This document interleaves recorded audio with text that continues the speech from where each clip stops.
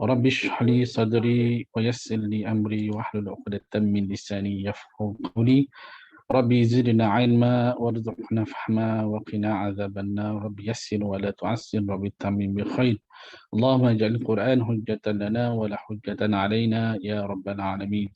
Terima kasih kepada Al-Fadhil Ustaz Wali selaku urus dia Tafakuh Fiddin Majlis Hasanah pada tahun ini, dan ahlan wa sahlan kepada semua asatizah, tuan-tuan haji, tuan-tuan hajah, muslimin muslimat yang dapat meluangkan sedikit masa untuk sama-sama kita menggali atau mendalami ilmu tajwid. Ilmu tajwid berdasarkan dengan nazam ataupun mansumah dengan bentuk bait-bait syair yang dikarang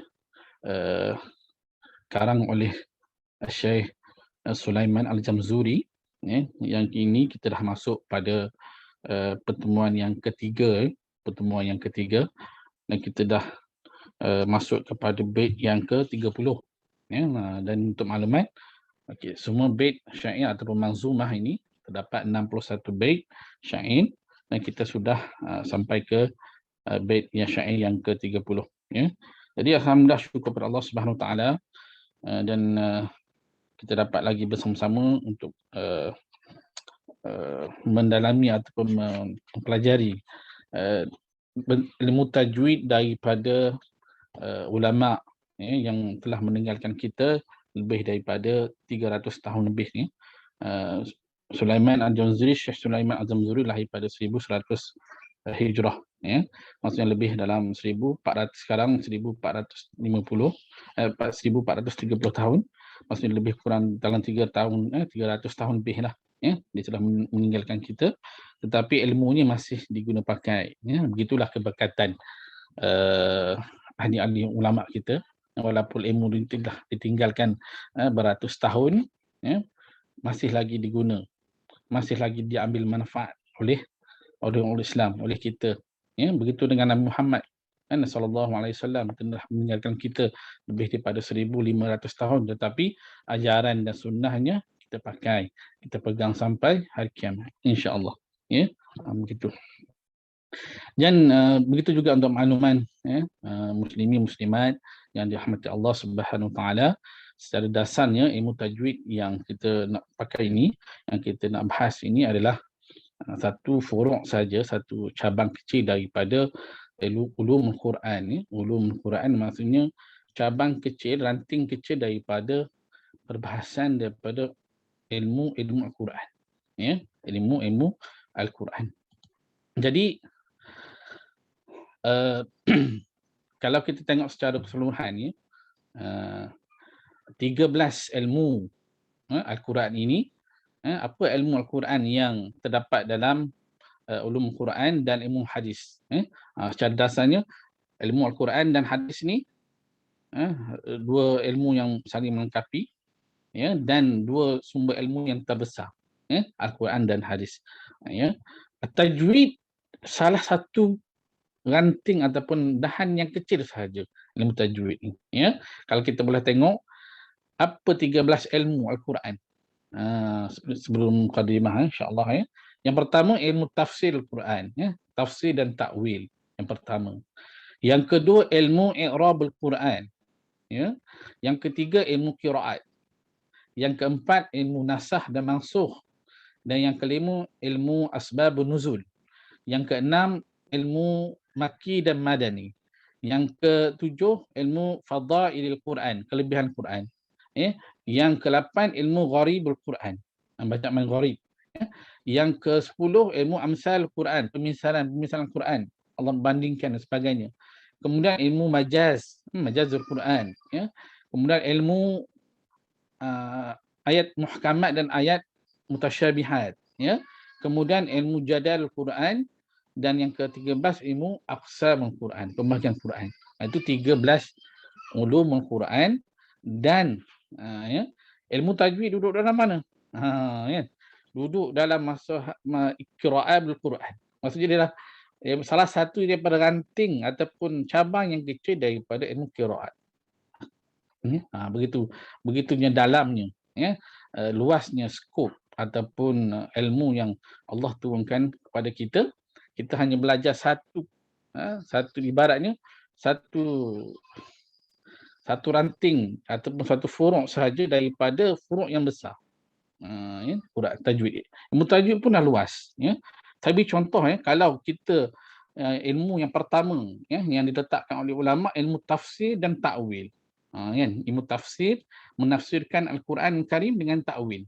Maka sekiranya seorang itu nak menafsirkan Al-Quran Karim, dia tidak lari daripada mesti menguasai 15 ilmu pula.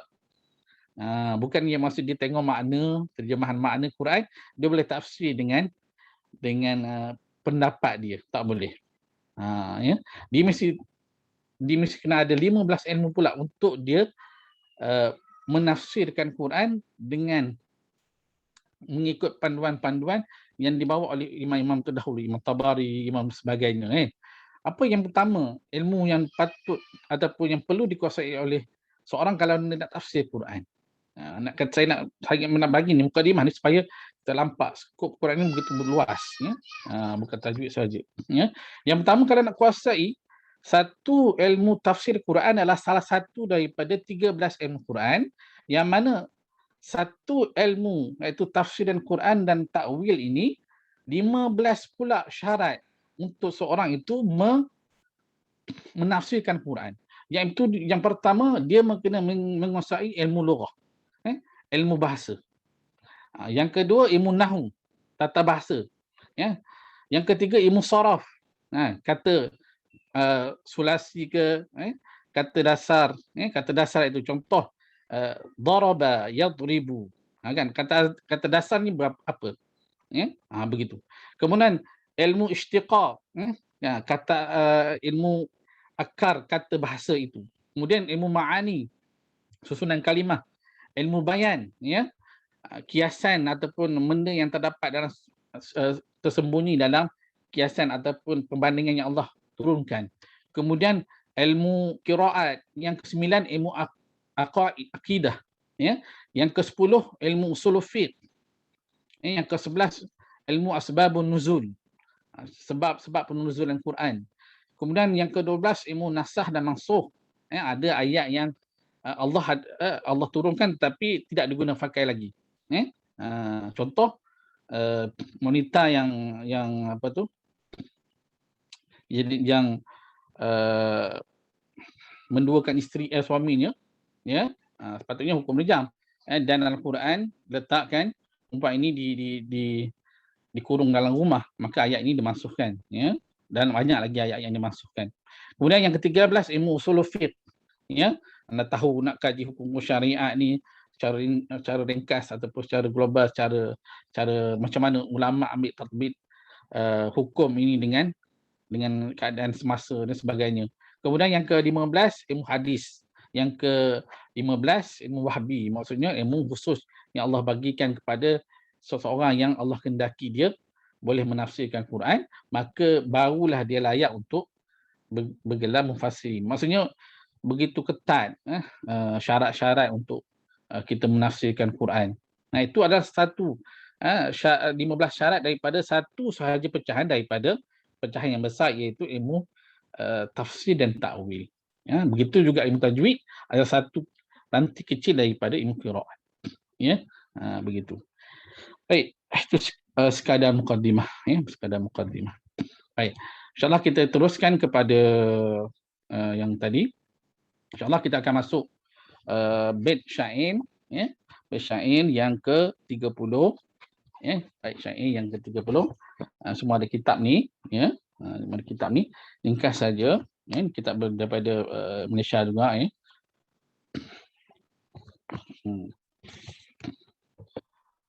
Bait syair ataupun manzumah ini pada masalah fil mislaini wal mutaqaribaini wal mutajanisain. Apa qala musannif rahimahullahu taala fi ulumi fid daraini, amin ya rabbal alamin. Baik, in fi sifati wal makharij ittafaq harfani fal mislani fihima akhta. Baik, kita baca dulu habis ni. Wa in yakuna makhraja taqaraba wa fi sifati takhlafa yuqallaba. Mutqaribaini aw yakuna tafaqa fi makhrajin duna sifati huqiqa. Bil mutajanisaini thumma insakan awwala kullin fas-saghiri sammiyan. Aw hurriqal harfani fi kullin faqul kullun kabir wafhamanhu bil musul. Baik. Itu perbahasan ataupun perbincangan dalam perbahasan mislain ataupun mutamasilain wal mutaqaribain wal mutajanisain. Yang kita dalam buku tajwid disebut idgham, pembahagian idgham itulah. Ya. Jadi kita tengok apa dia kata. Bait syair yang ke-30. In fis sifati wal makharij ittafaq harfani fal mislani fihima ahaq. Ya. In fis sifat, jika sifat dan makhraj, kan, in fis sifati wal makharij, jika pada sifat dan makhrajnya tafaq, sepakat, sama, ya, harfani fal mislani fihima ahaq, maka sesuailah bagi kedua-dua huruf tersebut dipanggil mislain ataupun mutamasilain. Fihima ahaq ni maksudnya layak untuk dipanggil sebagai mislain ataupun mutamasilain. Ya. Baik.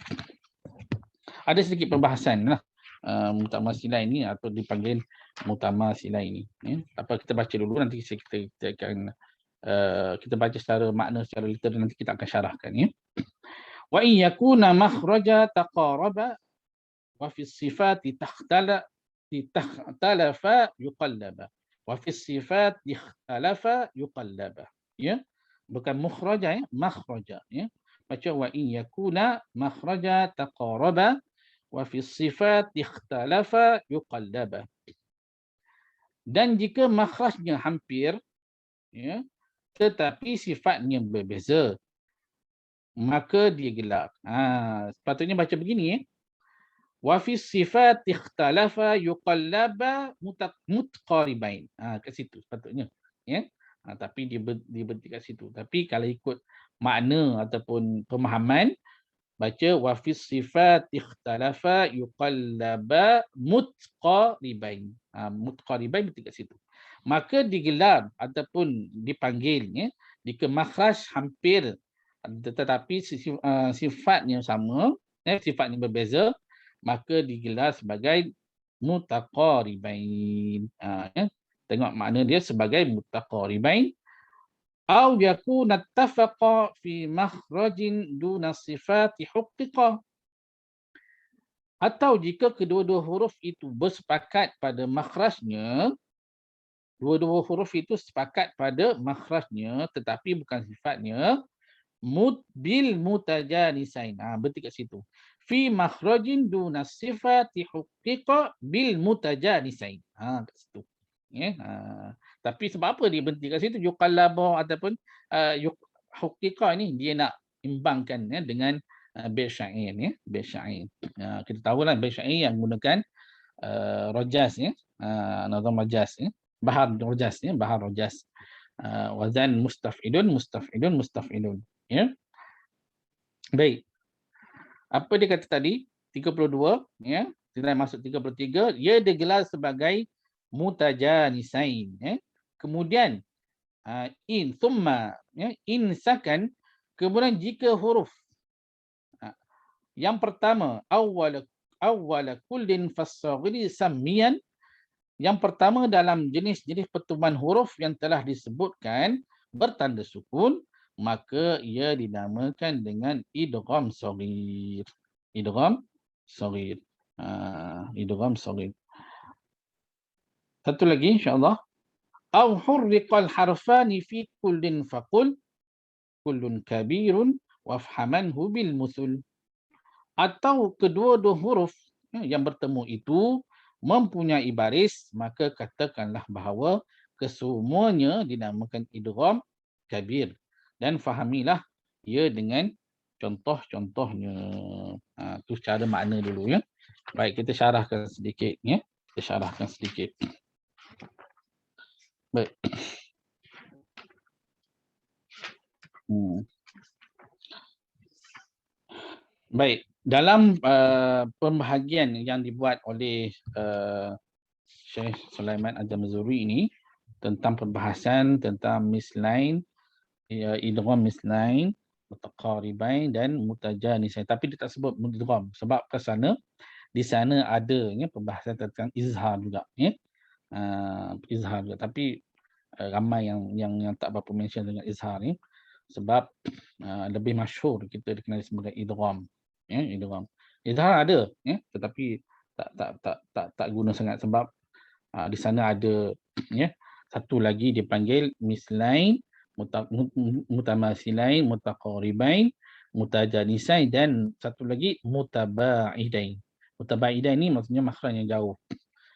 Dalam suatu kata macam kita ataupun sehari-hari kita cakap ni, contoh orang Arab sebut ni, semua makhraj disebutkan secara jauh, mutabaidan. Kalau dekat dia akan lebih kepada idgham masuk. Kalau mutabaidan ni kepada izhar. Jelas sebut contoh, saya beri contoh, bismillahirrahmanirrahim, ya. Ba makhraj bibir, sin makhraj mana? Sin, ujung lidah di bibir, di pangkal gigi bawah. Kemudian mim pula bibir. Kemudian bismillah lam pula. Dia jauh tak sama, ya. Contoh apa lagi kita boleh kata? Fadrib, contoh kan. Fa makhrajnya fa mana? Ya, ujung gigi di pangkal batin bibir bawah. Kemudian dad, kan, sepanjang tepi lidah. Ra, ujung lidah ke langit, ya. Ba, bibir. Makhraj dia jauh, kan. Dia tak sama. Itu dipanggil izhar, ya. Jadi dipanggil idgham, dipanggil mutabaidan, ya, jauh. Baik.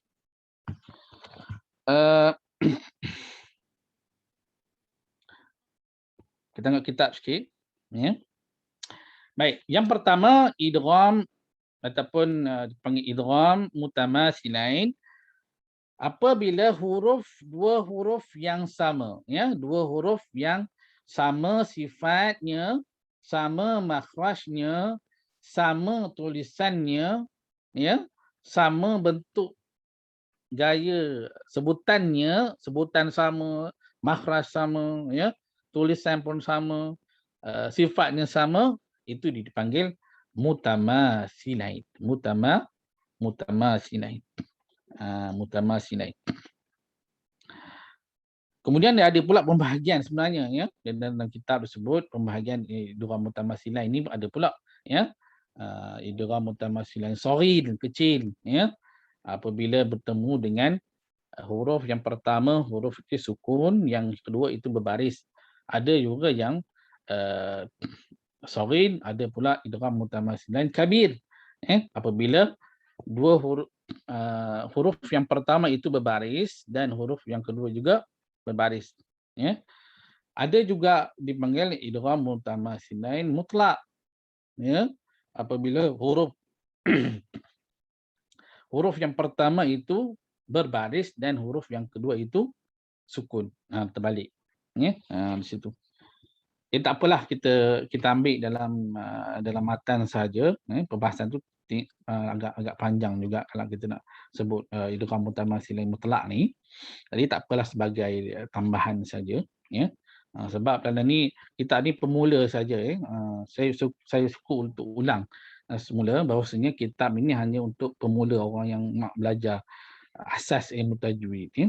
Nak masuk lagi boleh pergi ke matan ilmu jazariyah, ya. Itu disebut secara detail kat situ, kan. Di sini sifat pun tak sebut, ya. Sampai mat dia saja, pembahagian mat, ya, dan sebagainya. Ya, begitu. Baik, contoh. Ya. Contoh pada mislain, ya, ataupun mutamasilain shaghir. Mutamasilain shaghir.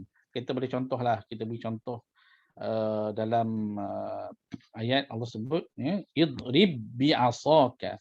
Idrib bi'asakal hajar. Ya. Maka ba yang pertama, ba bertemu ba. Ba yang pertama huruf dia sukun. Ba yang kedua hurufnya berbaris.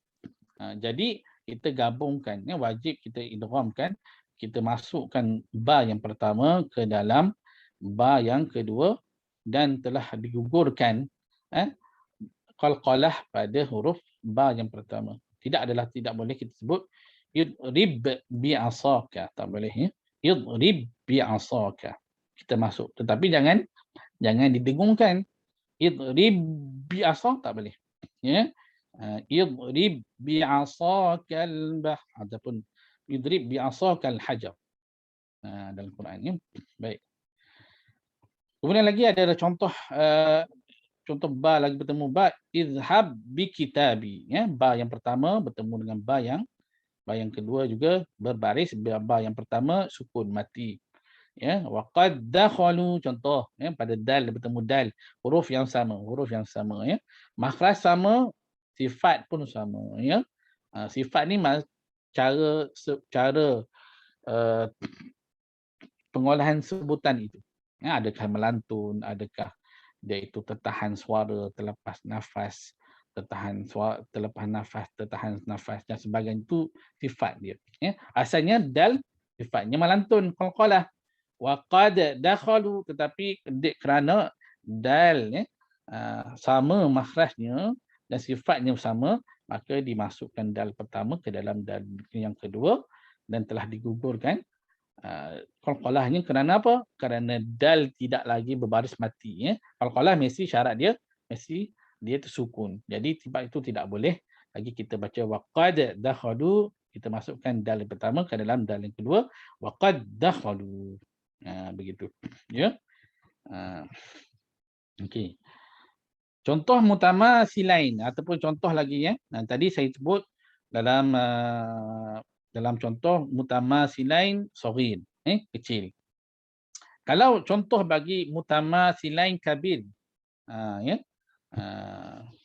Yang saya ulang sekali lagi ya.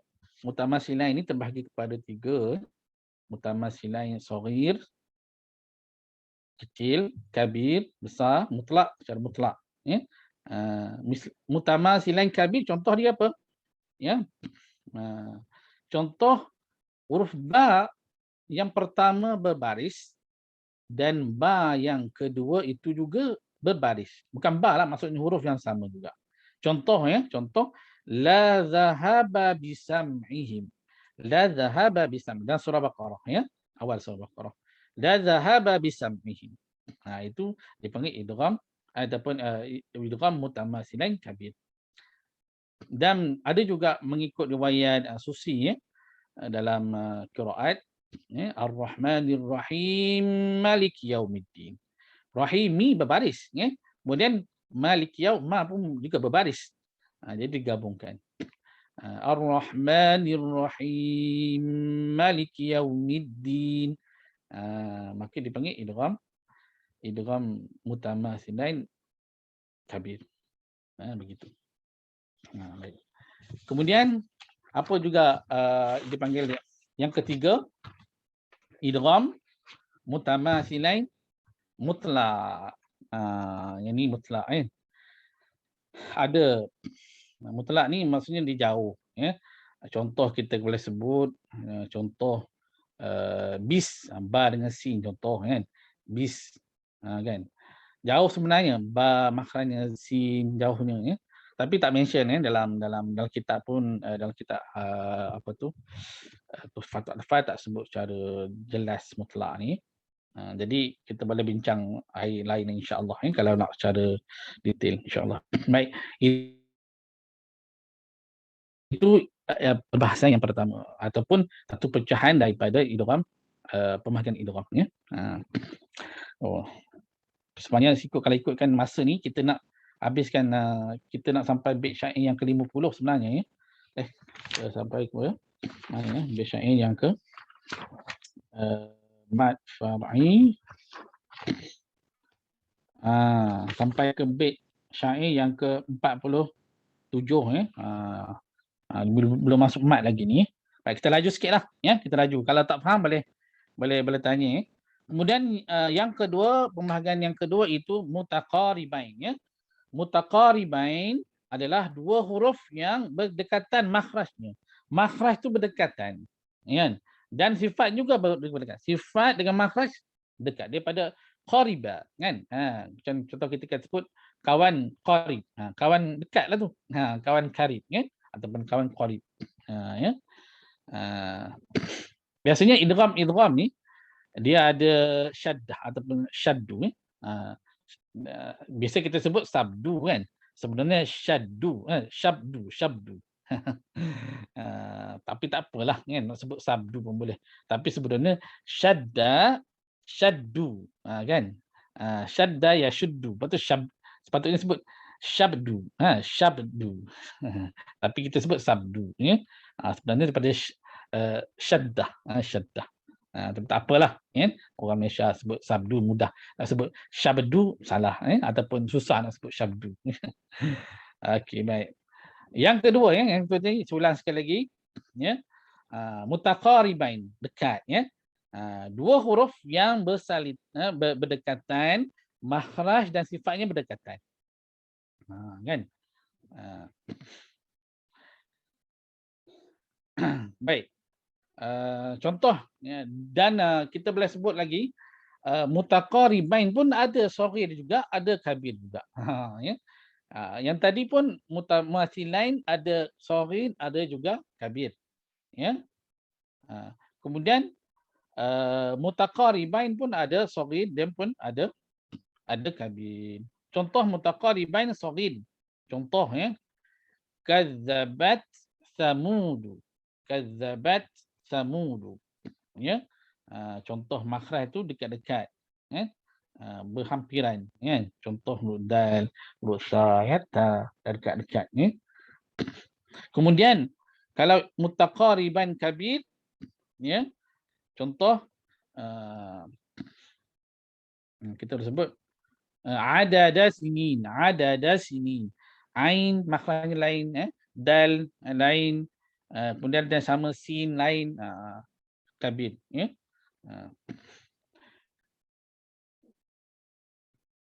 Kemudian yang ketiga, panjang lagi sebenarnya perbahasan ni, tapi masa yang diberikan hanya 1.5 jam ya, kita belum masuk mat lagi.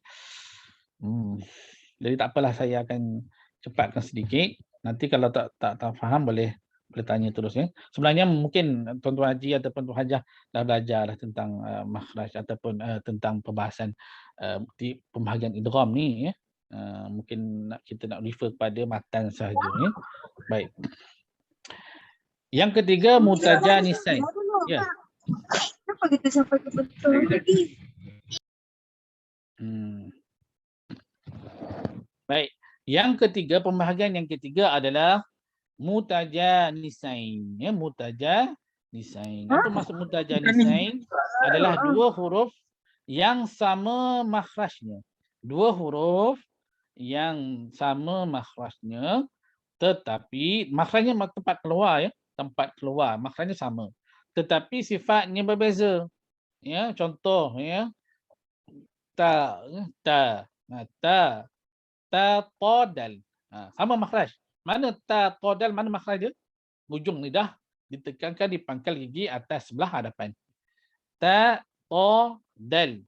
Ta tipis, dal tipis, istifal, ta tebal, isti'ala. Tetapi itu sifat dia. Kemudian ta ada bila sukun ada mahmusah, ada hamas, kan? Kan? Kemudian dal tidak ada mahmusah, tidak ada tak ada. Ya, ada lantunan. Ada. Begitu dengan ta. Ya, bila sukun ada lantunan. Tetapi ta ada lantunan yang tebal. Isti'la, ata. Kan? Maksudnya sifat itu berbeza. Tapi makhraj tempat keluar sama. Itu dipanggil mutajanisain. Mutajanisain. Ya. Kemudian ada juga mutajanisain shaghir. Kan, terbahagi pula. Mutajanisain kabir. Contoh mutajanisain shaghir yang kita biasa sebut itulah ya. Qalat ta'ifah. Ya, qalat ta'ifah. Ataupun irkam ma'ana. Ya, begitu. Begitu. Yang kita biasa sebut ya. Masukkan huruf yang pertama ke dalam huruf yang kedua. Maksudnya pada contoh sepatutnya irkab ma'ana. Irkab ma'ana. Ya. Jadi digabungkan ba dan mim kerana apa? Kerananya makhraj sama, iaitu bibir. Ba pun dua bibir, mim pun dua bibir. Maka digugurkanlah ya sifat bagi ba, ya sifat yang sukun bagi ba, tidak bolehlah ataupun irkab ma'ana. Sebab itu dah yang saya sebut tadi, bila dalam pertuturan bahasa Arab, ya, bila huruf itu sama makhraj, automatiknya dia akan jadi idgham. Bila dia dekat, dia dekat samanya maksud sama dekat. Kan? Sama, maksudnya sama lagi lah. Tapi kalau mutabaidah yang jauh, dia akan jadi jelas. Dia akan jadi jauh. Contoh kata-kata dia, bismillah, jauh tu. Ba, sin, jauh. Mim, jauh. Kan?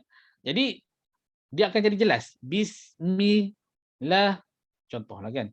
Wa qatala, contoh. Wa qatala. Wa qatala. Jadi jelas semua. Wa qatala Daud. Jadi mutabaik jauh. Tetapi kalau sama makhraj ni dia akan jadi dekat dan automatik dia akan idgham. Dia akan masuk. Jadi tak boleh baca, kena baca irkam ma'ana. Ya. Jadi kena dengung. Kat situ ada mim ya. Yang tadi tak boleh dengung. Qalat ta tak boleh baca qalat ta. Tak boleh. Teruskan. Qalat taifah. Ya, begitu. Contoh-contoh boleh rujuk dalam Quran ya. Kalau kita nak sebut pun banyak sebenarnya ya contohnya. Kalau nak sebut mutajinisain, kalau ba bertemu ba, ta bertemu ta, semuanya sama makhraj. Saya ulang sekali lagi, kalau sama makhrajnya sama, sifatnya sama, dipanggil mutamatsilain ya. Zal bertemu zal ya, ta bertemu ta ya. Jika sekiranya dua makhraj ini dua dan sifat dan makhrajnya berdekatan, dipanggil mutaqaribain. Contoh qaf dengan kaf, contoh qaf dengan kaf kan. Qaf pangkal lidah ke anak tekak, kaf pangkal lidah ke lelangit. Qaf tebal kan, kaf tipis istifal. Qaf ada sifat qalqalah, kaf ada sifat hamas. Jadi masukkan contoh dalam alam nakhluqkum. Alam nakhluqkum. Tak boleh baca alam nakhluqkum. Digabung. Kita dah idghamkan dah. Masukkan. Idgham ni maksudnya idkhal. Memasukkan ataupun menggabungkan huruf yang pertama ke dalam huruf yang kedua, yang mana huruf yang pertama itu mesti sukun dan huruf yang kedua itu mesti berharakat. Ya, kalau sukun yang pertama berharakat, shaghir. Kalau huruf yang pertama itu berbaris dan huruf yang kedua itu juga berbaris, kabir. Begitu. Contoh lagi bagi contoh lam dengan ra ya. Wa qur rabbi. Lam kepada ra. Bukannya wa qul rabbi. Maksud terus wa qur rabbi. Wa qur rabbi. Ya, idgham mutaqaribain, dekat ya, dekat makhrajnya dan sifatnya.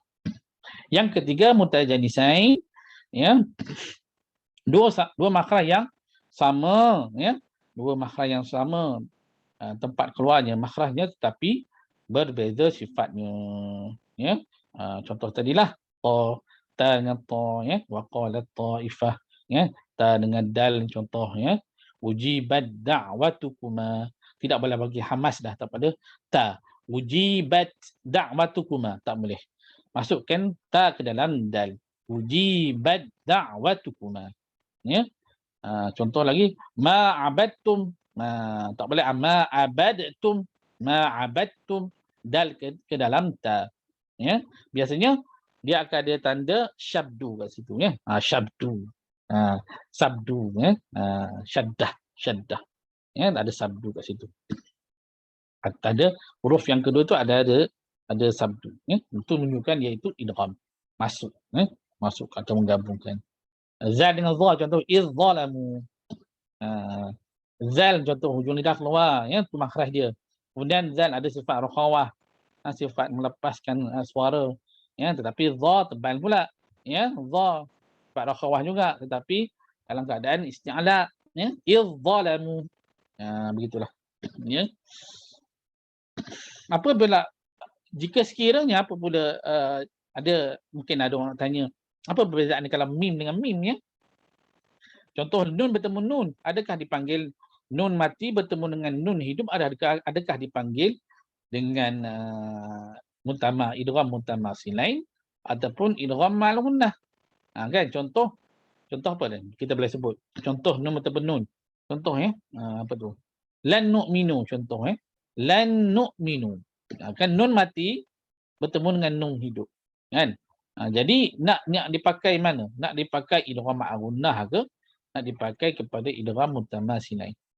Jadi kat sini dia boleh fleksibel dua lah. Maksudnya dalam masa yang sama dia itu idgham muntamatsilain juga, pada masa yang sama dinamakan dengan idgham ma'al gunnah juga. Begitu. Jadi dua hukum kat situ. Boleh, ya. Pada contoh idgham mimi contoh, ya. Mim mati bertemu mim, ya. Lakum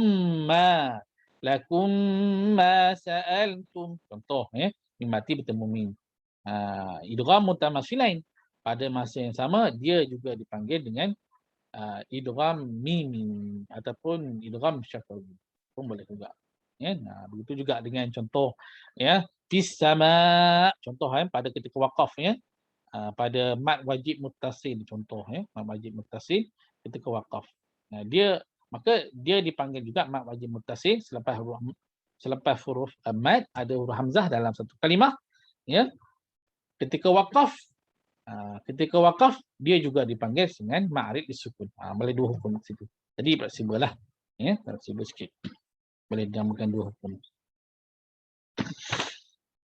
Ini perbahasan yang pertama iaitu pada misnain wal mutaqaribain wal mutajanisain. Harap-harap jelas, ya. Harap jelas. Kalau tak jelas nanti boleh tanya insya-Allah, ya.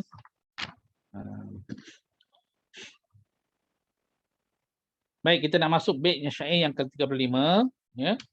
Bait syair yang kelima iaitu mad, jenis-jenis mad. Boleh tengok kitab, ya, insya-Allah. Aqsamul mad. Aqsamul maddi. Aqsamul maddi. Kita baca dulu bait syair dia.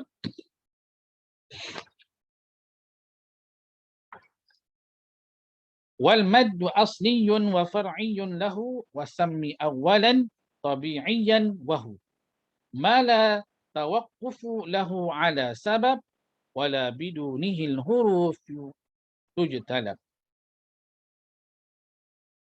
bal ayyu harfin ghairu hamzin aw sukun ja ba'da maddin fattabi'iyya yakun wal akhar al-far'iyyu mawqufun ala sabab ka hamzin aw sukunin musjala.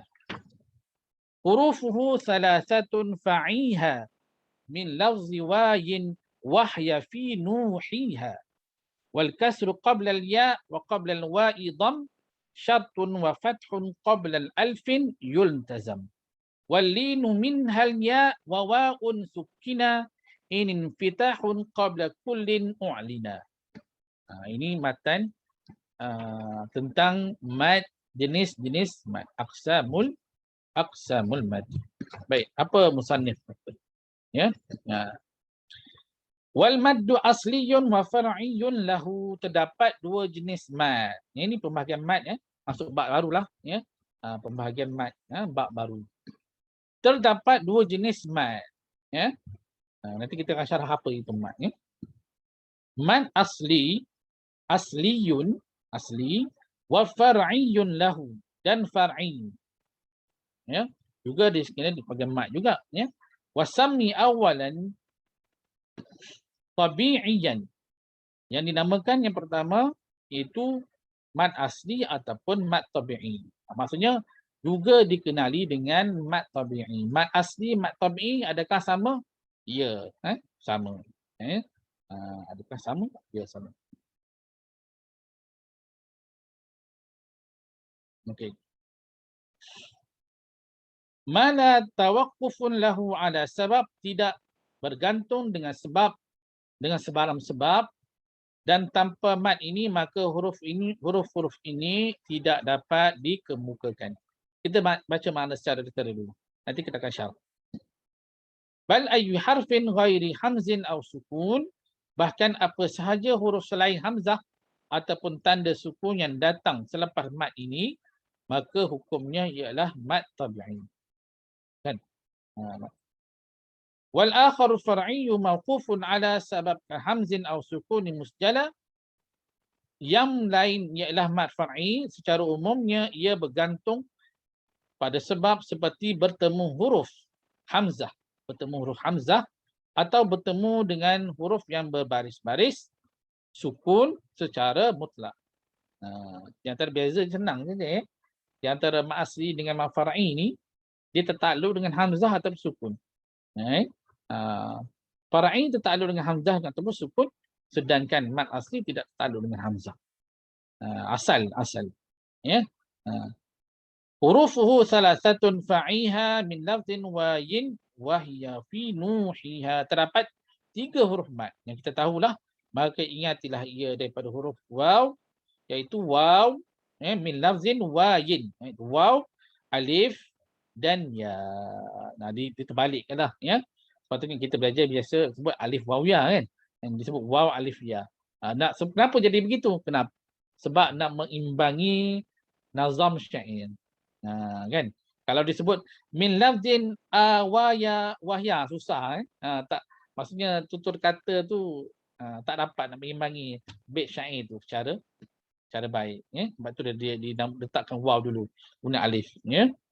Dan didapati dengan contoh nuhiha, nu ya, sebelum waw berbaris hadarat dhammah, sebelum ya berbaris bawah berbaris kasrah, dan sebelum alif berbaris fathah kasrah berbaris atas. Kemudian dia syarah pada bait syair yang ke-40 ya. Wal kasru qabla al-ya wa qabla al-wa'i dhamm. Semestinya sesuatu huruf itu berbaris kasrah ya sebelum huruf ya. Kita tahu dah. Sebelum ya mesti bagi bawah. Mesti bagi bawah. Kalau bagi atas dia akan jadi bukan mat asli dah ataupun mat tabi'i. Dia akan jadi hukum lain ya. Lin pun lin kat situ ya.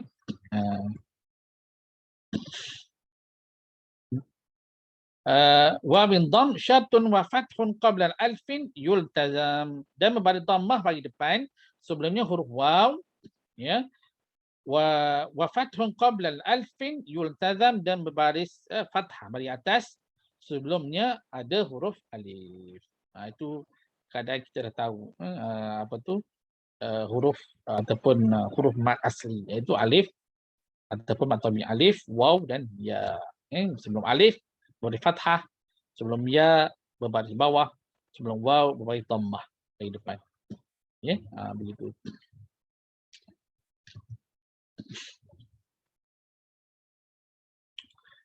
Okey, baik. Kita tengok sikit dia punya syarah dia ya. Syarah dia. Aqsamul mat. Kat sini nota kaki di sini ada muka surat 24 ni. Dia tulis yakni nota kaki 29 ni, yakni huruf mat adalah setiap huruf dalam kalimah waw, yin, iaitu waw, alif dan ya, seperti biasa mengubah fungsi ini menggunakan kaedah menomik agar lebih mudah untuk dihafal. Ya. Sebab itu tidak boleh guna alif dulu, letak alif waw ya, gunakan wa alif ya, wa yin ya, untuk mudah dihafal. Selain itu kalimah nuhiha hanyalah sekadar contoh yang diberikan oleh pengubah yang mana setiap huruf bacaan mat itu ada di dalam satu kalimah. Contoh nuhiha adalah contoh. Nu itu waw, waw mat sebelumnya bagi dhammah. Hi ya yang sebelumnya berbaris kasrah, dan ha huruf mat pada alif yang sebelumnya berbaris fathah. Itu contoh dia ya. Itu contoh dia. Baik, mat. Baru kita sebut mat. Mat tu apa? Ya. Mat makna dari segi bahasa adalah adalah tambahan, ya, tambahan mad. Mad bukan mad, min, bukan min dengan ta. Kalau mad tu mati, ya, mata yamutu, kita mad. Tapi susah kita nak sebut mad apabila tutur. Orang Melayu ni sebut belajar apa tadi? Belajar mad. Ya. Jadi macam susah sikit, ya. Sebut mad tu macam difahamlah, oh mad. Begitu. Tapi kalau betul-betul nak sebut tu proper tu mad dah, mad. Jamak dia mudud, mudud, mad, ya. Baik. Tapi itu dari segi bahasa saja, ya, lughah.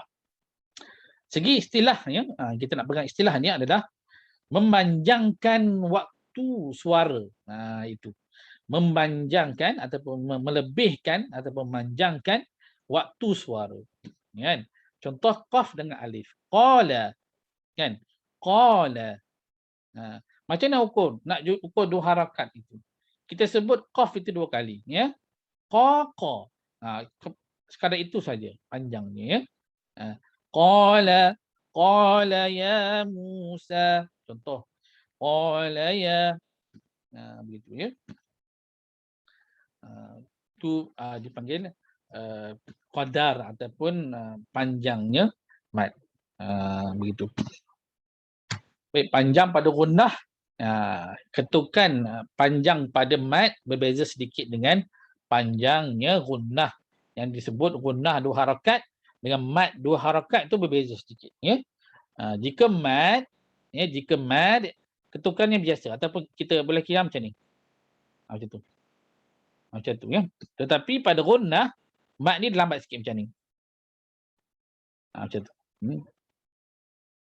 Inna fi dzalika. Itu dah memenuhi 2 harakat. Dan kita tak boleh mizan, timbangkan sama panjang mad 2 harakat dengan mad dengan gunnah. Kalau kita samakan, nescaya pembaca di sana sudah membuat lebih daripada 4 ataupun 5 harakat. Dia akan baca inna fi dah 5 harakat dah. Kalau kita nak timbang, mizan mad asli ataupun mad asli dengan mad panjangnya dengan qadar gunnah itu mesti berbeza. Tak boleh, ya. Betul, dia ada perbezaan sedikit, ya. Dia tidak boleh sama, ya. Begitu. Mana lagi tadi kita di okey, baik yang ke-39, ya. 39 tadi. 39 muhiha, ya. Kita syarah lagi. Masuk 40. Wal kasru qabla al-ya wa qabla al-wa'i dham syartun. Dah baca dah, ya. Wal linu minhal ya wa wa'un sukina in infitahun qabla kullin u'lina. Dan lin dari betul kan? Betul, ya. Dan huruf lin itu, ya, terdiri daripada minha, daripadanya ya dan waw sukun. Waw dan jika ada huruf berbaris fathah sebelumnya, maka maka setiap huruf waw dan ya itu disebutkan. Disebut apa 30 ni? Matan kaki dia, nota kaki dia sebut yakni jika datangnya apa-apa huruf berbaris fathah beri atas sebelum waw dan ya sukun, maka huruf waw dan ya sukun itu dinamakan huruf lin. Dan ia dibaca dengan menggabungkan kedua-dua vokal yang bertemu tersebut. Contohnya aina. Kemudian taubah. Ini dipanggil huruf lin. Kalau waqaf barulah dipanggil mad lin.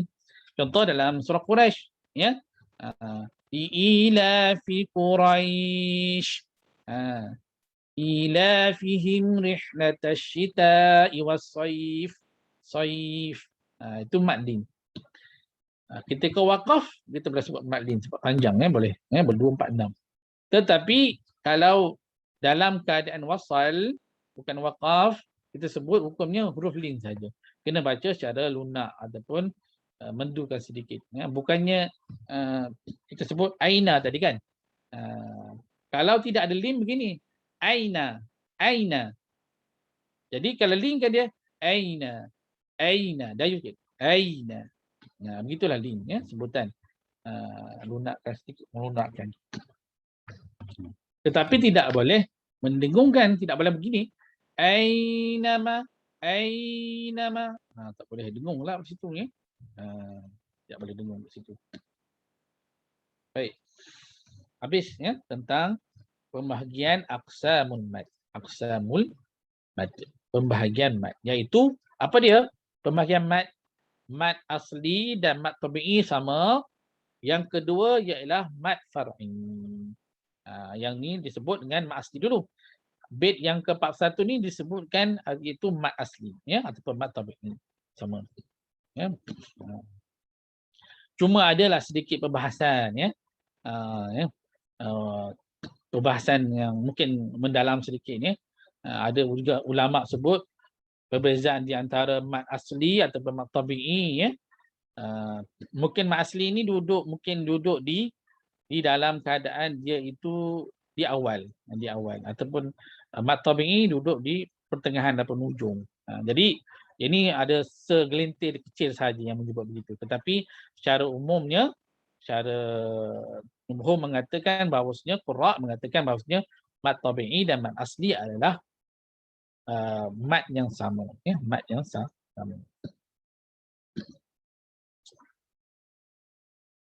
Baik, kita tengok matan yang ke-42 ya, 42. Kita tinggal lagi masa ukuran setengah jam lagi. Kita nak habiskan mad far'i ya, mad far'i.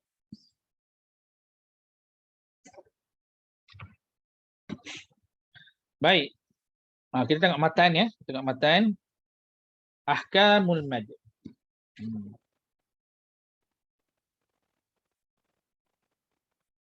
Lil maddi ahkamun thalathatun tadum wa hiya al-wujub wal jawaz wal nuzum wa wajibun in jaa hamzun ba'da mad fi kalimatin wa dha bi muttasin yu'ad wa jaizun maddun wa qasrun in fusil kullun bi kalimatin wa hadzal munfasil.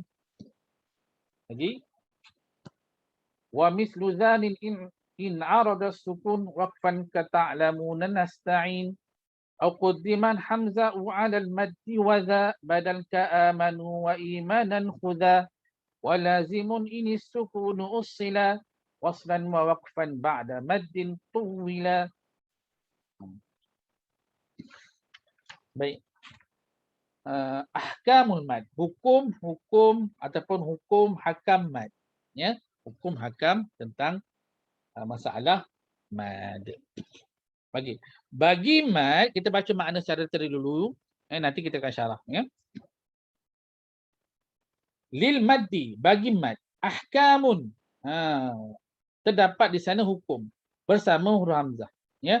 Bersama huruf hamzah dan huruf-huruf sukun. Salah satu itu biasalah 3 hukum hakam. Ya. Wahiyal wujubu wal jawazu wal luzum. Iaitu wajib, wujub, wal jawazu dan harus, jaiz, wal luzum dan lazim. Maksudnya mad lazim lah. Ya, di sini semua mad ya.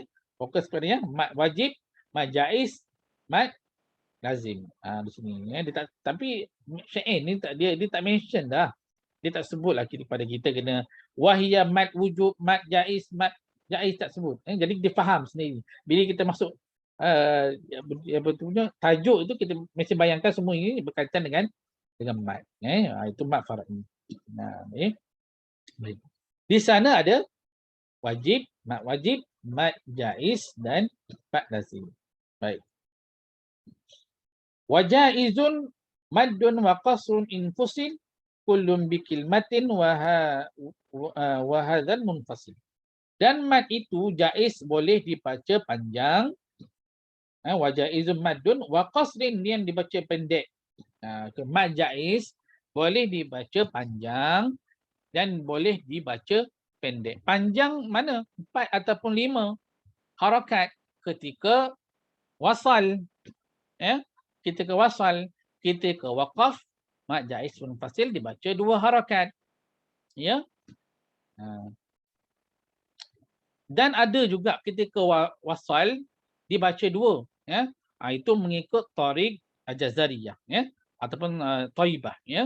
Kita mengikut Thariq Asy-Syatibiyah, kita ke waqaf dibaca 2 harakat, kita ke wasal dibaca 4 ataupun 5 harakat, ya, mad jaiz. Tetapi di sana kalau mad Thariq Jazariyah, ketika wasal baca 2. Kita waqaf pun baca 2 juga. Maksudnya adil. Turuk mana, ya, turuk. Tak ada masalah, ya, boleh. Jaiz, nama pun jaiz, ya, harus. Ya. Infusil. Jika itu terpisah. Ya.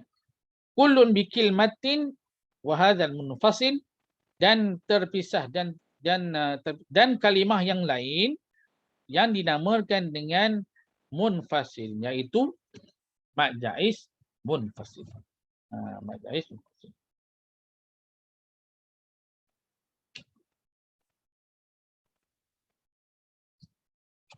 Nama pun biasa dalam kitab Arab dipanggil mad munfasil. Tetapi dalam kitab-kitab yang orang Malaysia terbitkan, ya, ustaz-ustaz kita, tuan guru kita terbitkan, dalam dipanggil mad jaiz munfasil. Begitu kan. Mad memanjangkan suara, ya. Jaiz tu harus, munfasil tu bercerai. Maksudnya bercerai ni 2 kalimah. Begitu kan. Gitu.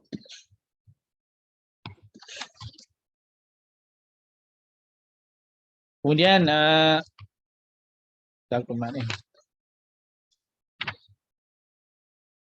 bait syair yang seterusnya,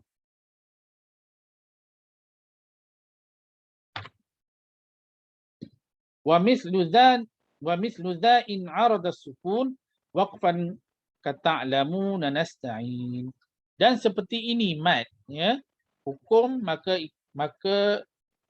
mad itu hukumnya jaiz jika datangnya sukun kerana ada waqaf seperti ta'lamuna nasta'in, yang dipanggil ma'arid lisukun. Arada sukun, datang sukun, ya, ma'arid lisukun. Begitu. Baik.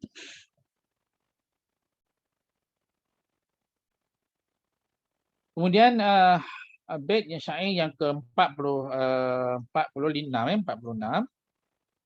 Au quddimal hamzahu 'alal maddi waza badal ka'amanu wa imanan khudha.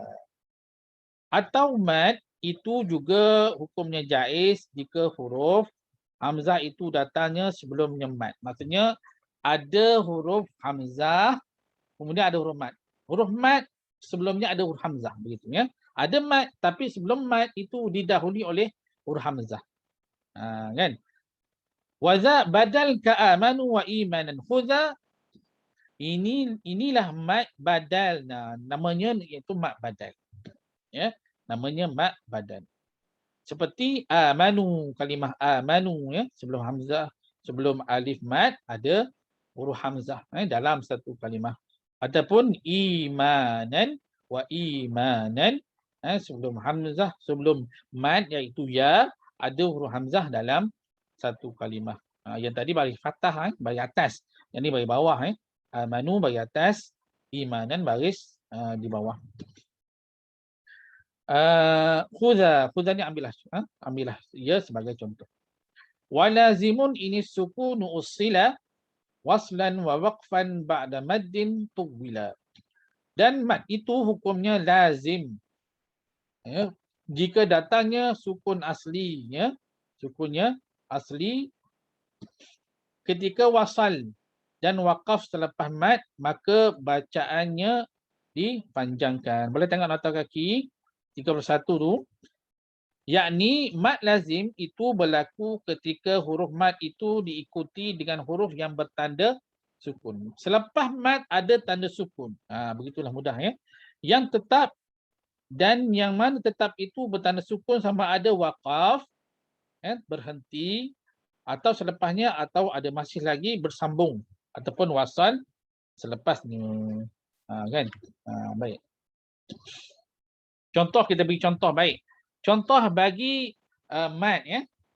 Mad wajib kita sebut jadi mad wajib muttasil, mad jaiz munfasil, mad lazim, ya, sebagainya.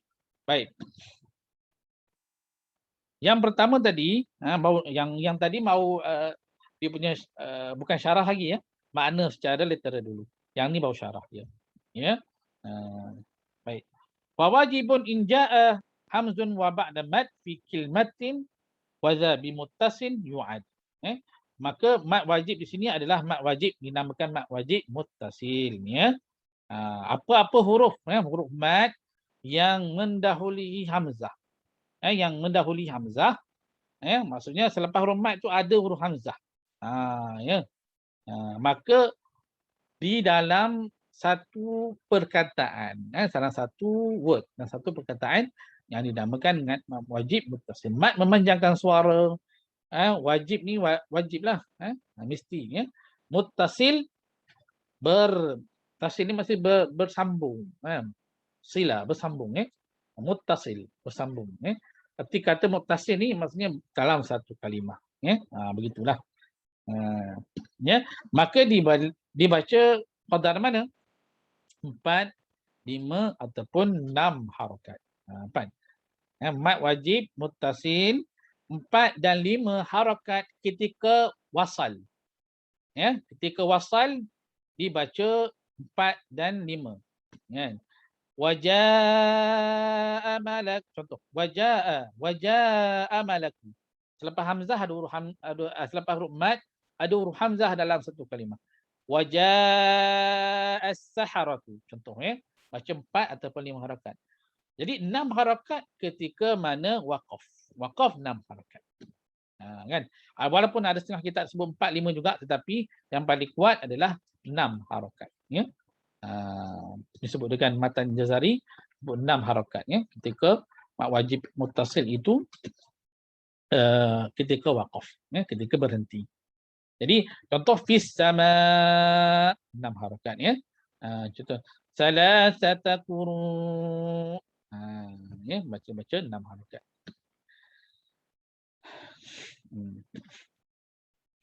Baik, itu contoh pada mad wajib muttasil. Mad wajib muttasil selepas huruf mad ada huruf hamzah dalam satu kalimah dibaca 4 ataupun 5 harakat ketika wasal dan 6 harakat ketika waqaf. Ya, begitu.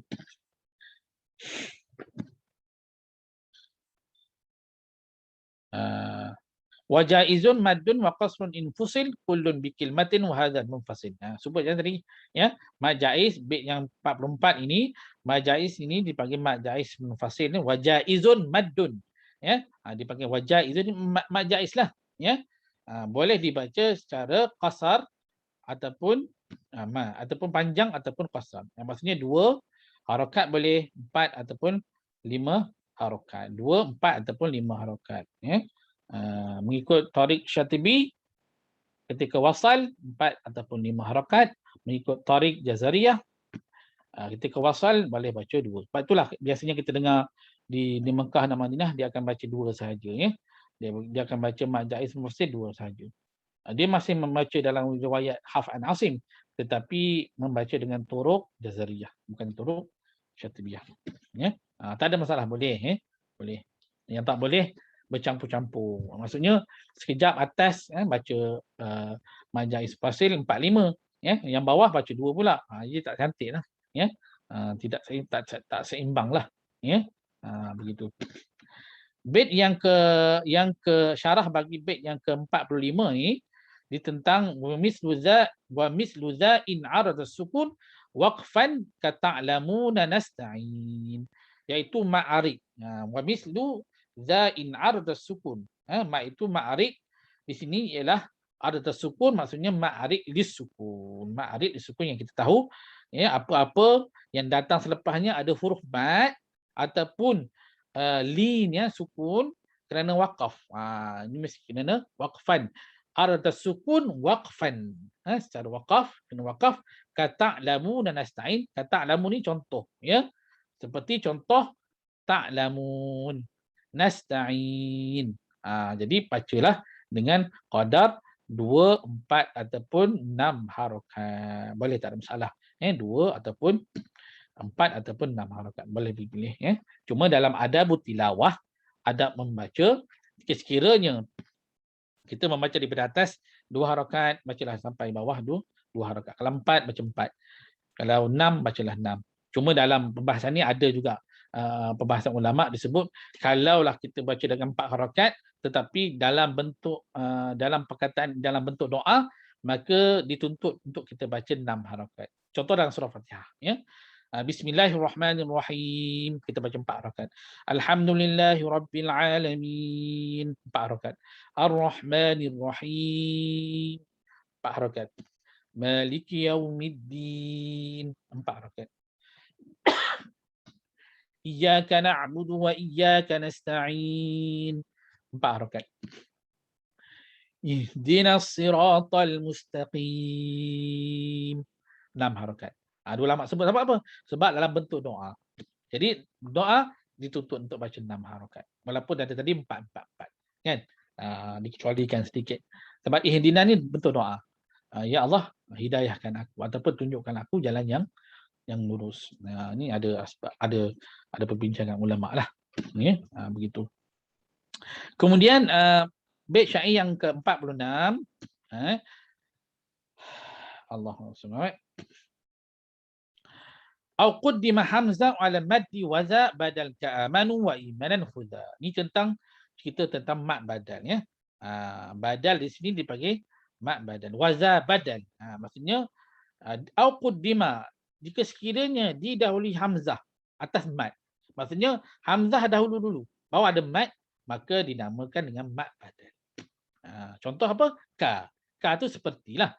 Seperti contoh apa? Ka'amanu wa imanan khudha. Seperti contoh amanu. Jadi mat badal mudah saja. Perbezaan mat badal dengan mat asli ni mudah saja. Mat badal ada huruf hamzah.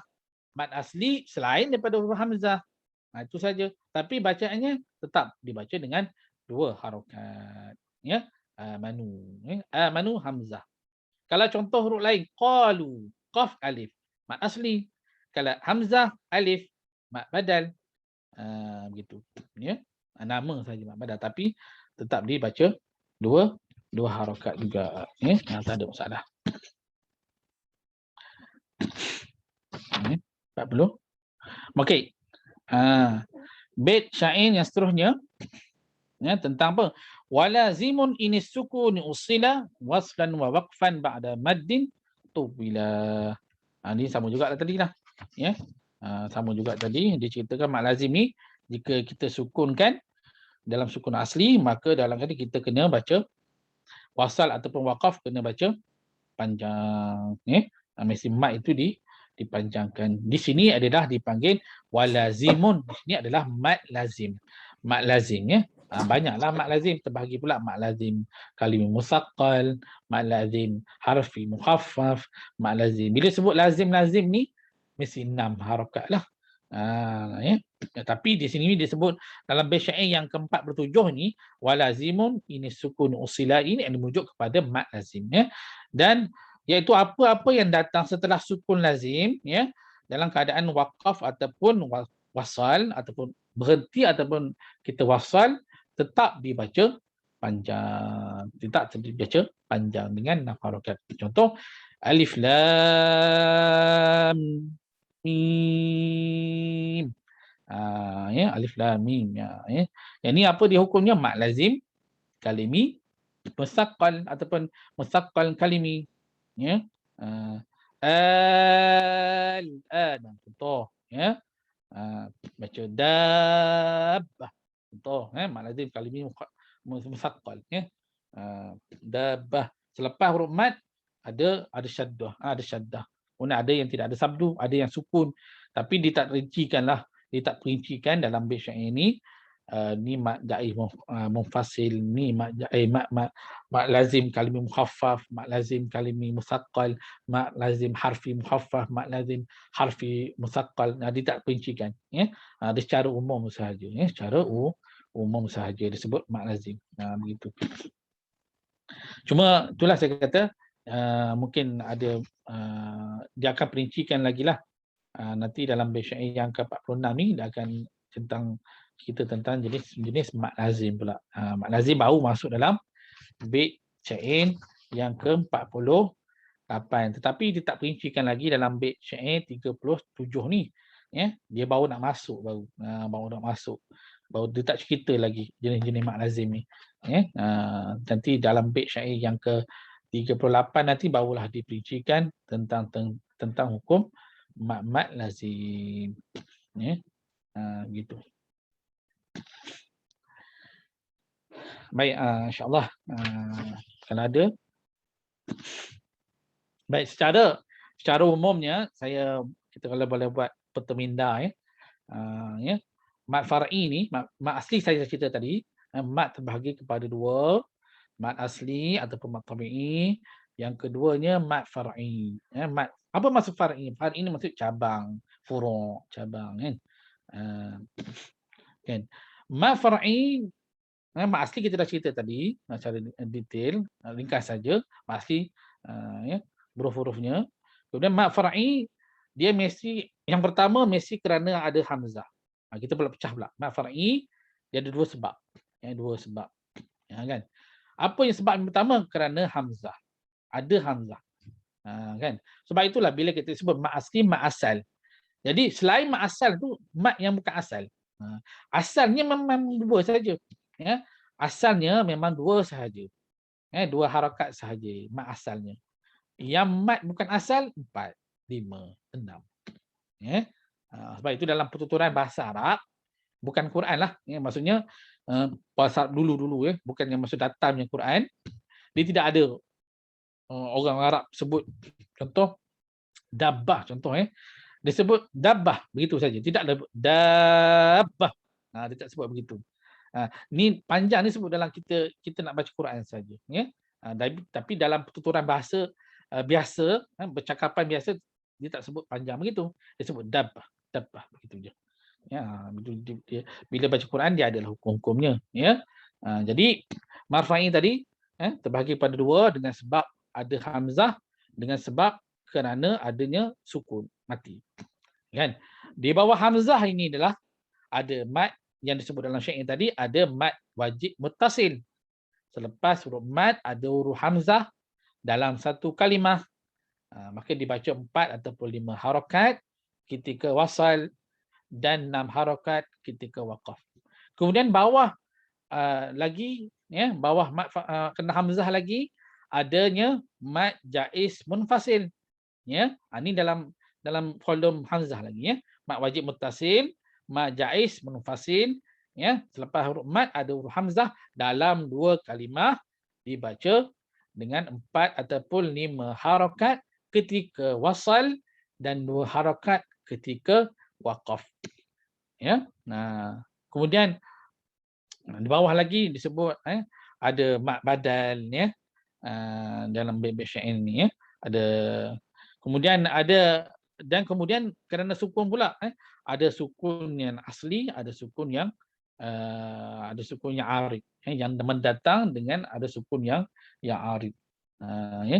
Mungkin insya-Allah akan diperincikan, ada juga pecahan daripada sukun aridah ni macam yang kita belajar tadilah, iaitu mat sukun kan. Ta'lamun bismillahirrahmanirrahim dalam surah Fatihah kan paling mudah.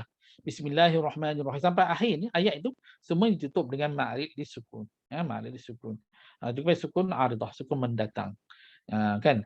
Bila waqaf mim tu tidak dibaca. Tidak dibaca bismillahirrahmanirrahim. Rahim. Begitu kan? Begitu juga dengan sukun arid dengan sebab maklin. Ada juga Quraisy. Quraisy. Patutnya Quraisyin. Kerana waqaf, kerana sukun arid pada shin itu kena waqaf, maka dibaca panjang. Boleh 2, 4 ataupun 6 harakat. Ila fi Quraisy paling kurang 2 harakat. Begitu. Tidak boleh baca dengan ila fi Quraisy ila fihim rihlatash shita'i was-saif. Tidak begitu ya. Sebab kerana ada sukun arid ya, sukun arid. Pada huruf maklin yang mana huruf maklin ini adalah waw dan ya yang mana sebelumnya berbaris fathah dan berbaris fathah ya pada waw dan ya sahaja ya. Jika sekiranya waw itu berbaris bawah dipanggil baris depan mat asli ya. Ya sebelumnya baris bawah mat asli ya. Begitulah. Begitu. InsyaAllah kita insyaAllah pada pertemuan yang terakhir nanti kita akan habiskan tentang mat lazim. Jenis mat lazim pada bait syair yang ke-48 sampai bait yang ke-61. Satu sikit saja tinggal ni ya. 61 ni pun dah penutup saja ya, sikit sangat ya. Sampai kalau boleh tengok pada bait syair yang 58 ni sampai kepada 61 ni adalah khatimah dia, penutup dia ya. Wa tamma dzan nazmu bihamdillah itu ya. Itu penutup bagi bait syair ataupun manzumah oleh kalangan oleh Syekh Imam Sulaiman Al-Jamzuri ya. InsyaAllah lagi 10 minit saya buka soalan kalau ada soalan ataupun ada perbincangan yang kita boleh bincang sama-sama insyaAllah. Perbincangan ni mungkin saya tak boleh nak syarah terlalu lama sebab masa yang diberikan memang sangat terhad, sejam setengah saja, dan kita pun nak habiskan bait syair dengan kalau boleh dengan cepatlah ya. Tetapi cepat tu dalam keadaan kita faham ya. Tapi tidaklah kalau cepat ni tak faham langsung ya. Begitu. Baik, saya buka soalan kalau ada sebarang pertanyaan ataupun soalan.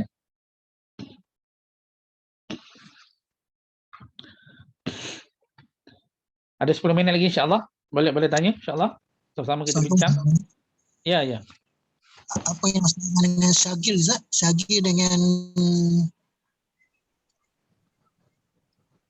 Kabir. Ya. Abi ya, apa Kabir, dia? Kabir. Apa yang disebut dengan syagil dengan kabir? Bukan syakin. Bukan syakin. Bukan soghir. Syahir. Soghir. Soghir ni perkataan daripada soghara ya. Soal kecil Macam kita belajar qalqalah kan. Qalqalah sughra. Soghir lah tu. Kecil Kabir ni besar ya. Kalau akbar lagi besar Allahu akbar. Dia isi tafdil tu ya. Apa yang dinamakan dengan soghir, apa yang dinamakan dengan kabir. Okey, soalan tu sangat-sangat bagus. Okey, baik kita ulang sekali lagi. Apa yang dinamakan dengan soghir ya. Apa yang dinamakan dengan soghir. Soghir ini adalah huruf pertama mesti bersukun, berbaris mati. Dalam mushaf kita dia tidak ada tanda mati begitu. Dia kosong. Ya. Kemudian huruf yang kedua itu berbaris, berharakat. Dua huruf yang pertama mati, huruf yang kedua itu berbaris. Sedangkan kabir huruf yang kedua itu, huruf yang pertama itu berbaris dan huruf yang kedua itu berbaris juga. Berbaris juga. Dua-dua berbaris. Contoh tadi la zahaba bisam'ihim. La zahaba bisam'ihim. Zahaba bi. Ba dengan ba sama kan? Sama. Kan? La zahaba bisam'ihim. Sama. Kan? Contoh lagi dalam kalau kita tengok surah Fatihah yang saya sebut tadi, riwayat Susi dibaca Ar-Rahmanir Rahim Maliki Yaumiddin. Dia gabungkan.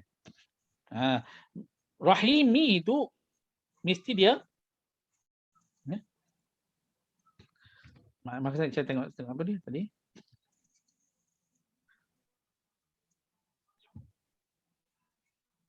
Okey, baik. Tadi Ustaz ada baca ayat dalam surah Fatihah di tempat mim sukun bertemu mim ya.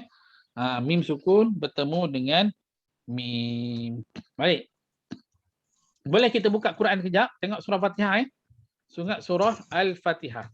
Cuba tengok tengok Al-Fatihah. Surah Al-Fatihah.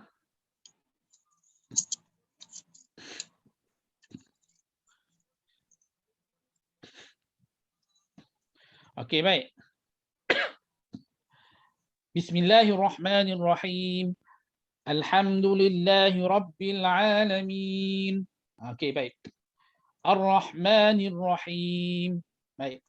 Baik, pada kalimat Ar-Rahmanir Rahim, ya, mim pada rahim berbaris mana? Berbaris bawah. Tetapi kerana dia waqaf, kita matikan dia. Betul kan? Dia panggil sukun aridah, sukun yang mendatang. Kemudian pada ma dipanjangkan dua harakat, ya. Ada riwayat baca Malik Yaum pendek, ya. Dia baca Malik Yaumiddin, ya. Kita riwayat Hafs an Asim baca panjang. Baik, di sana ada riwayat Susi membaca dengan idgham mutamatsilain kabir. Contoh macam mana? Dia gabungkan mim dengan mim yang kedua. Mim jadi seolahnya mim yang rahimi itu berbaris. Yang itu maksud saya tadi. Mim yang pertama berbaris. Mim yang kedua itu berbaris juga. Dua-dua berbaris. Berbaris atas. Mim yang kedua berbaris. Mim yang pertama baris bawah. Tetap berbaris. Mim yang kedua berbaris atas. Tetap berbaris. Ar-Rahmanir Rahim. Maliki Yaumiddin. Begitu. Itu, ya. Jadi dua-duanya itu berbaris. Itu dipanggil kabir. Dipanggil idgham mutamatsilain kabir. Idgham mutamatsilain kabir. Kalau idgham mutamatsilain shaghir macam tadilah, wa qad dakhalu, dal bertemu dal. Sebab dal yang pertama itu mati, sukun. Bukannya wa qad dakhalu, bukan. Sebab dia sukun. Sebab tu digabungkan. Sedangkan kabir besar ni digabungkan, masukkan mim dan ke dalam mim, tetapi mim yang pertama itu berbaris. Disebut jugalah Ar-Rahmanir Rahim Maliki Yaum. Dengung ada? Ya, ada dengung. Rahim Maliki Yaum. Sebab mim bertemu mim. Begitu, ya. Jadi riwayat Hafs an Asim baca putus. Ar-Rahmanir Rahim Maliki Yaumiddin. Begitu, ya. Jadi ikut qiraat jugalah, ya. Qiraat juga. Ya. Tu adalah salah satu contohnya, ya. Dalam Fatihah sendiri, ya, banyak kalau kita nak belajar qiraat jamak, ya, banyak, ya. Tapi contohlah riwayat Hafs an Asim, saya akan baca dalam masa insya-Allah dalam 2-3 minit lagi ni. Qiraat jamak kita himpunkan semua dalam qiraat dalam satu Fatihah. Contoh Bismillahirrahmanirrahim. Ini semua sepakat. Semua 7 qiraat, ya. Tambah lagi 3 qiraat, qiraat asyarah, semua baca Bismillahirrahmanirrahim. Tidak ada baca Bismillah ke, ya. Dengan Rahman, jadi tidak ada, sama, ya. Baik. Alhamdulillahi Rabbil Alamin. Sama. Semua qiraat baca sama. Ya. Jadi 10 qiraat baca sama, 20 riwayat pun sama. Satu qiraat ada dua riwayat. Ya, ada dua riwayat. Macam kita Hafs an Asim, Asim ada dua riwayat. Siapa dia? Syu'bah dengan Hafs. Asim guru dengan siapa? Guru dia Abu Abdurrahman As-Sulami. Abu Abdurrahman As-Sulami berguru dengan siapa? Dengan 5 orang sahabat Nabi. 5 orang sahabat. Sebab itulah masyhur bacaan Hafs an Asim ini, kerana apa? Guru kepada Imam Asim iaitu Abu Abdurrahman As-Sulami membaca talaqi musyafahah dengan 5 orang sahabat. Ya. Semua, ya. Ubay bin Ka'ab, Zaid bin Sabit, Sayyidina Ali, ya. Abdullah bin Mas'ud, dan lagi seorang, Allahumma shalli ala sayyidina Muhammad, Sayyidina Uthman, ya, Sayyidina Uthman. Yang dia tak baca, Abdul Rahman As-Sulami, guru kepada Imam Asim, tak baca dengan seorang saja, itu Sayyidina Umar Ibn Khattab. Ya, begitu. Jadi dua riwayat, ya, dua riwayat, iaitu Syu'bah dengan Hafs. Jadi Hafs adalah guru kepada murid kepada Imam Asim yang merupakan ayah tirinya sendiri, ya. Jadi Alhamdulillahi Rabbil Alamin sama. Semua qiraat sama. Ar-Rahmanir Rahim. Ada riwayat yang baca secara berhenti. Ada yang sambung. Riwayat Susi sambung. Ar-Rahman dibaca dengan idgham mutamatsilan kabir. Ar-Rahmanir Rahim Maliki Yaumiddin. Sambung dalam keadaan ma itu tidak dipanjangkan. Ada riwayat yang baca Ar-Rahmanir Rahim putus tapi ma pendek. Maliki Yaumiddin. Begitu ya. Iyyaka na'budu wa iyyaka nasta'in. Semua sama. Ihdinas siratal mustaqim. Ihdinas siratal mustaqim. Hafs Asim baca dengan sad, ya. Ada riwayat lain baca dengan sin. Ihdinas siratal mustaqim. Ada baca dengan za yang muncung. Ihdinas siratal mustaqim. Ya. Kemudian ada lagi siratal ladzina an'amta alaihim.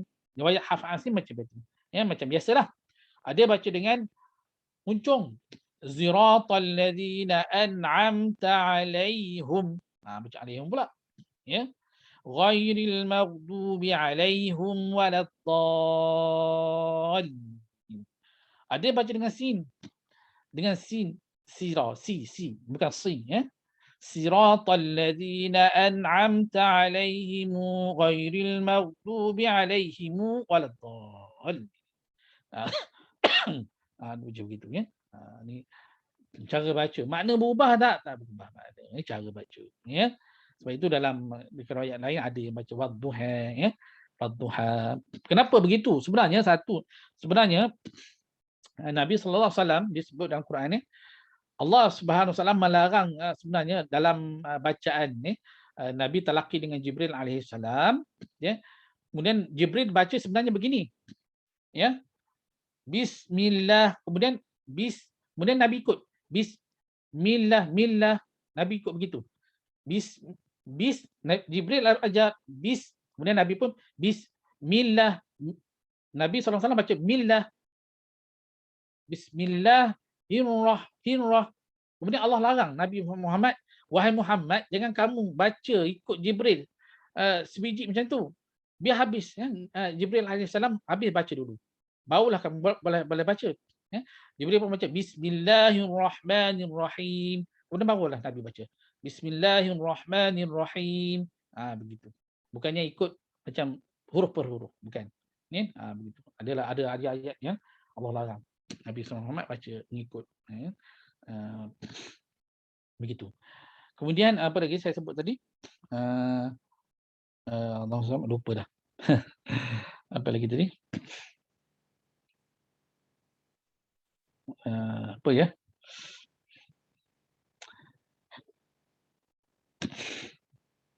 Lupa dah. Masuk sini tadi, ya. Baik, ada soalan lagi tak? Adalah soalan lagi, kalau boleh kita bincang-bincang insya-Allah. Mungkin 1-2 soalan lagi kalau boleh.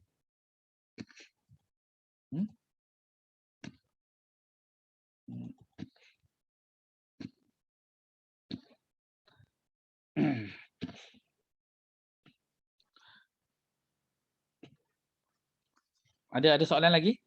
Ada soalan?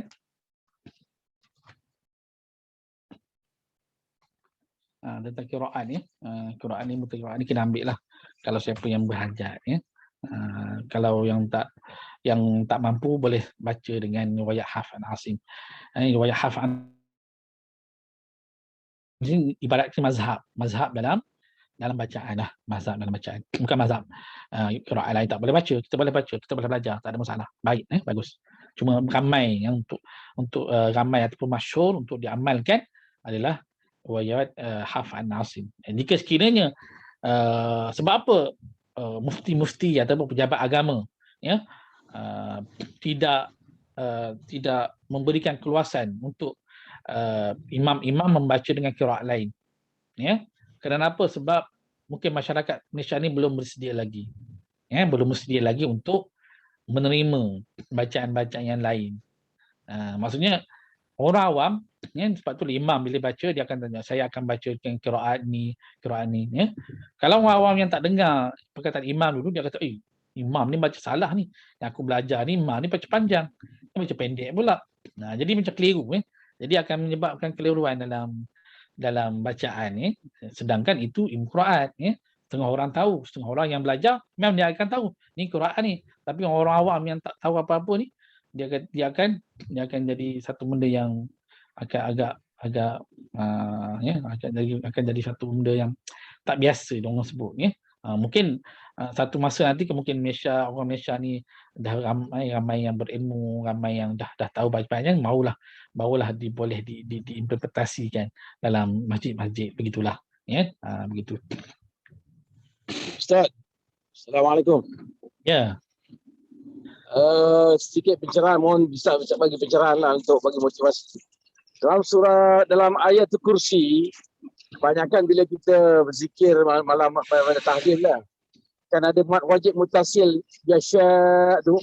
Tapi kebanyakan para kita ni baca pendek je Ustaz. Jadi kita macam mana nak datangkan nak mengingatkan orang baca dengan baca macam kata kalau wakaf kena baca 6. Jadi kita minta Ustaz beri pencerahan sikit. Okey, baik. Okey, baik. Terima kasih Haji. Beginilah kan, ni susah juga nak apa, nak nasihat orang tu memang agak susahlah kalau dia tak belajar ya. Kalau dia faham tak apalah ya. Jadi secara umumnya saya boleh sebut selagi mana tidak ada perubahan makna, maka kita boleh terima. Terima. Contoh dia baca yasha, dia baca kan 2 harakat. Yasha 2 harakat. Berubah tak makna dengan yasha kalau kita baca 6 harakat? Tak berubah makna. Jadi kita kata tak berubah. Ya, maka kita kata bolehlah, boleh diterima. Cuma walaupun dalam segi tajwidnya salah. Macam kita kata orang baca ya, contoh jadi imam ya, dia baca qul huwallahu ahad. Okey, baik. Huruf dal makhraj dia tidak ada qalqalah. Makna berubah tak? Tak berubah makna. Tapi bacanya salah. Tapi maknanya tidak berubah. Jadi kita kata boleh diterima. Asalkan maknanya tidak berubah. Kalau makna berubah, yang itu kita wajib kita tegur. Yang itu yang saya sebab memang ya. Terus.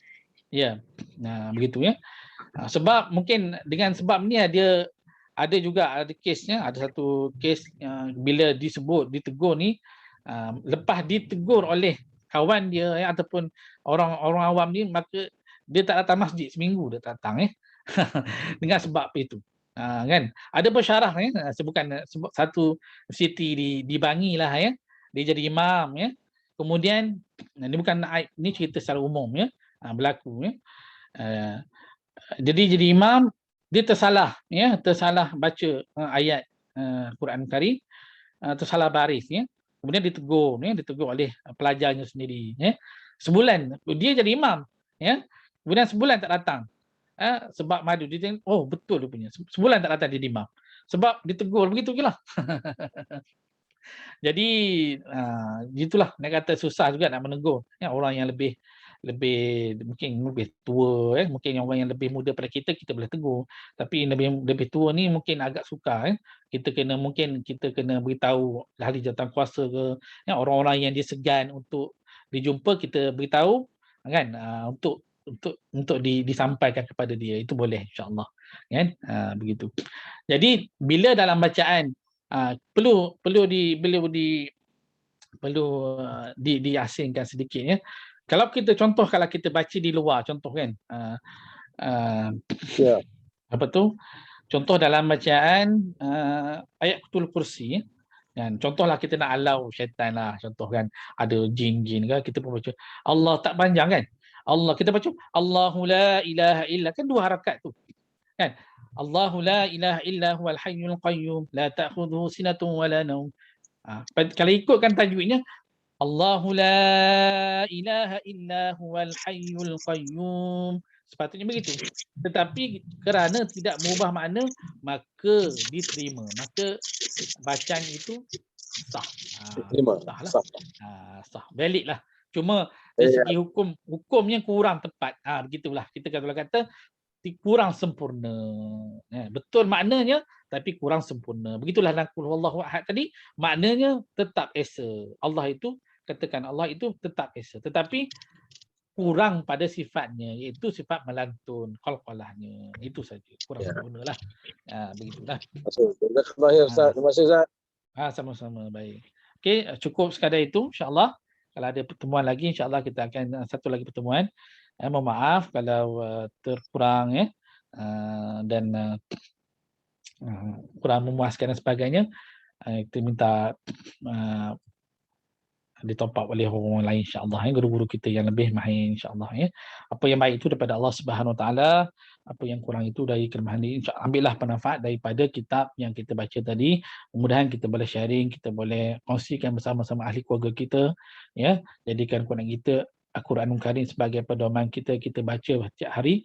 Belajar tajwid untuk kita mengelokkan bacaan, bukan untuk membangga diri, untuk kita kata kita hebat untuk bertajwid dan sebagainya, tidak. Hanya untuk membaiki diri kita yang lemah ini. Itulah saya suka mentionkan, saya sebut tadi pada awal lagi, kita banyaknya ilmu Quran ini, ilmu tajwid adalah pecahan. Kalau orang rasa ilmu dia tajwid dia rasa hebat, dia rasa, ketahuilah bahawasanya yang kamu ada itu ilmu tajwid yang kamu ada, yang kamu belajar sama ini adalah hanyalah satu percahan ranting daripada ilmu-ilmu Allah Subhanahu Wa Taala. Begitunya kita rasa diri kita ini makin mengaji semakin rendah. Semakin rendah kita tunduk kepada Allah Subhanahu Wa Taala, bukan kita megah dan sombong di hadapan manusia, bukan ya. Begitu. Aku qauli hadza wa astaghfirullah li wa lakum. Assalamualaikum warahmatullahi wabarakatuh.